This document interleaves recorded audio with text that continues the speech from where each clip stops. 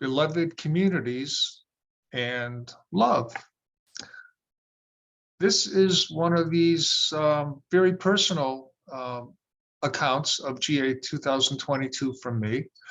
And it has to do with the workshop that I conducted on Thursday afternoon.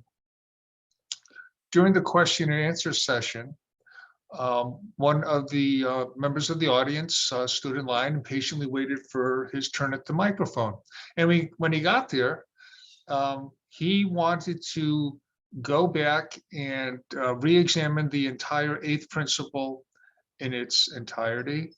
He had what I would describe as classic and highly anticipated concerns with the eighth principle being out of sync with the existing seven principles because the language was quite different. The length of the eighth principle was much longer than the other seven principles. And there were certain expressions within the eighth principles that this individual felt were problematic. And when he delivered his critique of the eighth principle to the panel, he asked a question about the why we couldn't rely on the existing seven principles and the redundancy of the first principle with the eighth principle. And his comments ran along the lines of everything that's expressed in the eighth principle already exists in the first principle, so why are we doing the eighth principle?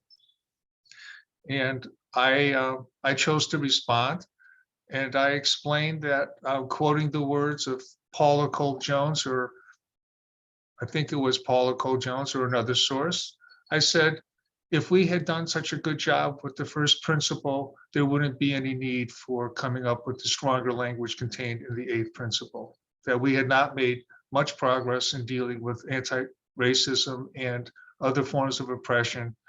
And we were called to come up with stronger language, more specific language, and language that for the first time contained the word love in the actual principle. Love is within the phrase beloved community.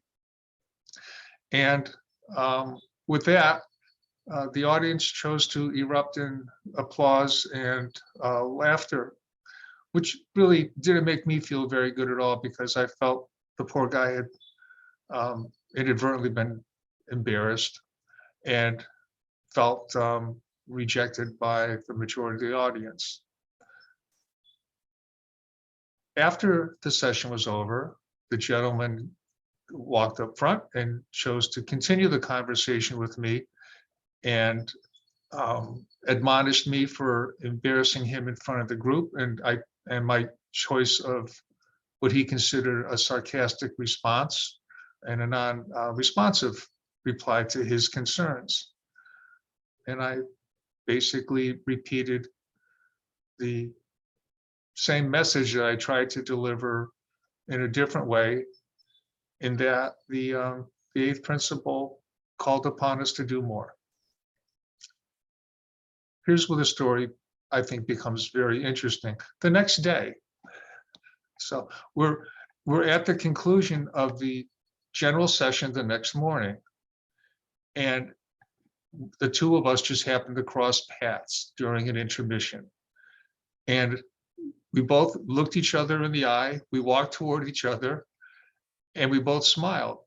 And each one of us, in our own way, said that we were sorry that we had a difference of opinion yesterday and that any feelings were hurt, and that we were all in this together as Unitarian Universalists, and we were really all focused on the same thing, and that's living into our principles. And he pretty much expressed the same thing. We both expressed a desire to be friends, to not let those differences in how we feel about this one topic cause any resentment or grudge holding. And I really, it was a pretty special moment to me, in that moment the two of us chose to reconcile instead of move further apart.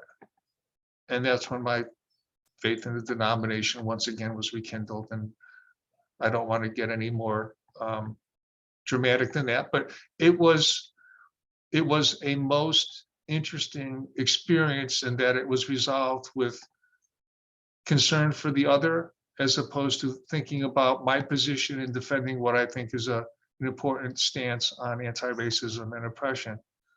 So let that be a lesson to me and us all.